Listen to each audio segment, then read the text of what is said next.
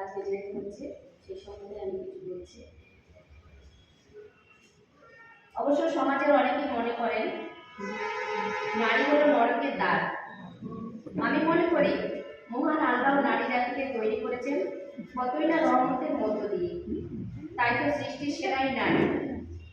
জন্ম থেকেই শুরু করা যাক না কেন, যখন একটি শিশুকন্যা জন্ম হয় তখন সে তোমার ঘরের রহমত। একজন বিবাহিত নারী তার স্বামীর আমানত, আবার মার উদ্দেশ্যে তোমার জান্নাত। তাহলে প্রশ্ন হলো, নারী নরকের দ্বার হয় কি করে?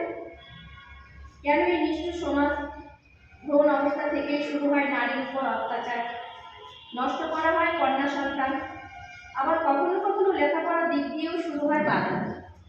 শুধু পরিবার নয়, পাড়া প্রতিবেশী থেকে শুরু করে আত্মীয় স্বজন, শুধু কি তাই একই পরিবারের একসাথে বেড়ে ওঠা ছেলে আর মেয়ের মধ্যে জীবনযাত্রার অনেকটা পরিবর্তন আমরা লক্ষ্য করি।